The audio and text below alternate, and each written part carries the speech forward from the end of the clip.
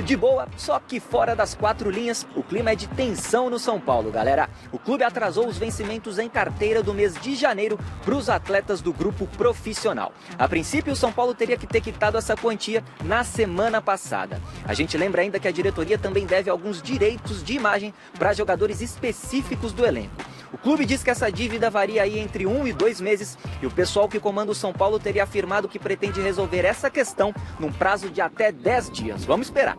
Porém, contudo, todavia, no entanto, não é de hoje que o tricolor vem sofrendo para equilibrar as contas, viu? O ano de 2019 acabou com um déficit de 180 milhões de reais nos cofres do São Paulo. Vale ressaltar que a ideia da diretoria era arrecadar cerca de 80 milhões de reais em vendas de jogadores até o final da última temporada, o que acabou não acontecendo. Durante esse último mês de janeiro, o São Paulo teve tudo para negociar o zagueiro Valse com o Bragantino e também o atacante Antony lá com o Ajax da Holanda, mas essas negociações acabaram não acontecendo. Por falar em Antony, ele e o Igor Gomes, que estavam com a nossa seleção brasileira sub-23 lá na Colômbia para a disputa do pré-olímpico, já retornaram, mas se reapresentam apenas amanhã aqui no CCT da Barra Funda e já ficam à disposição do técnico Fernando Diniz para o clássico do próximo sábado às 7 horas da noite contra o Corinthians lá no Morumbi. O zagueiro Bruno Alves, que foi poupado contra o Santo André, hoje ele fez um trabalho físico aqui e deve ficar à disposição também para esse clássico do próximo sábado. Hoje aqui no campo, apenas os reservas e aqueles jogadores que atuaram menos de 45 minutos contra o Santo André trabalharam com bola, à exceção, claro, o goleiro Thiago Volpe, que é titular absoluto do técnico Fernando Diniz e veio para o campo, trabalhou com os demais companheiros. Essas foram as informações do São Paulo, direto aqui do CCT da Barra Funda. Eu sou o José Paes, falei aqui na TV Gazeta. Conversava aqui que no Miller, o São Paulo sempre foi referência de boa administração, de boa estrutura. Sinceramente, raramente eu vi notícias do São Paulo atrasando salário. E aí você observa mesmo como é a gestão. Déficit de 180 milhões, e aí o que faz o São Paulo? Contrata um jogador como o Daniel Alves por 50 milhões de reais, né? Que será que 50 milhões o período do contrato do São Paulo. E aí, olha só a situação. Então, compra um jogador caro como o Daniel Alves, e aí o cara que está lá trabalhando com ele vê, não veio o salário de janeiro, direito de imagem atrasado. Quer dizer, é um tipo de situação que se repete muitas vezes em outras corporações, mas que cria um ambiente horrível. Sem falar, Celso, que o São Paulo, no passado, pegou empréstimo no banco. Sim. Mais de 37 milhões de reais. Que foi uma coisa, até manifestação de torcida. Exatamente. Quer dizer, quando você pega um empréstimo no banco, significa que você vai saldar suas dívidas. Né? Quer dizer, saldou parte delas, porque se você deixar... Se o jogador não recebe, dificilmente ele corre. Nossa, mas isso, 37 milhões que você pega no banco, isso aí tem uns juros danados, porque você fica no cheque especial 1 dia, 2 dias, já vê, sabe? Daqueles juros absurdo, imagine 37 milhões. Entendeu? E aí fica apostando, tal, na expectativa de vender o Antony, né? Sim. O que não aconteceu. Mas não dá para você ficar só contando com o jogador que você pode vir a vender, sabe? É triste ver o São Paulo assim. Agora, triste mesmo, porque o São Paulo, ele se tornou um clube... Mas é a má administração que já vem desde o Juvenal. Sim. E agora herdada pelo Leco, que faz uma administração horrível, tanto é contestada pelo Conselho Fiscal do São Paulo, né?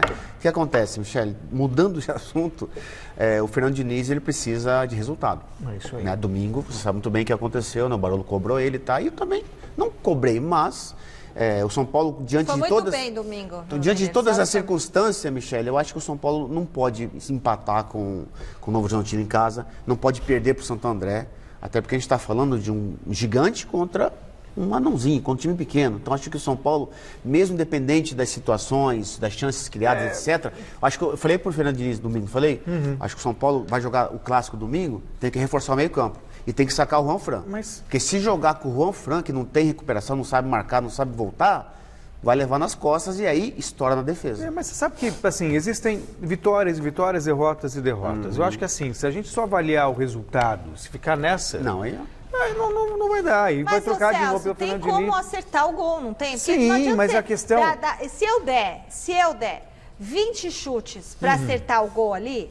Eu não vou acertar, talvez, porque eu não tenho prática. Agora, o Miller... Mas você responsabilizar... Vai dar um chute e vai acertar. Assim, eu acho que o papel do técnico é produzir possibilidades em maneiras de criação. Mas o Pra cara vencer. tem que acertar Para a mira vencer. ou comprar um Então, óculos. sim, tudo bem. Mas se ele, de repente, finaliza 20 vezes no jogo, significa que o trabalho do técnico é bom. A questão da pontaria independe Como do é que técnico. treina a pontaria, Miller? Não, Michele, futebol não existe fórmula especial. É Não isso dá pra aí. botar um Existe a negócio? tal da repetição, que são os treinamentos. É isso aí. Entendeu? Acaba o treinamento do treinador, que ele deu o treinamento ali, o jogador vai fazer o chamado treino específico, que são as finalizações. Treino específico. então. Chute a gol exaustivamente. Olha, eu fazia, nos meus 20 anos de carreira, eu sempre fiz 1 hora antes do treino, paredão. Ficava na parede chutando a bola de direita, de esquerda, o quê? Aprimorando a minha pontaria. Quer dizer, o treinamento é o espelho da partida. Imagina que fazem isso hoje, hein, Não, Miller? absolutamente. Não faz pode que estão esquecer. com medo de lesão. Mas sabe o que E o cara acontece? tá rapidinho, já Sabe o que quer pegar o celular acontece, pra ver o que Michele? falaram, o que Quando começa, a bola não entra, a bola não entra, a bola Que isso não cria entra. uma ansiedade.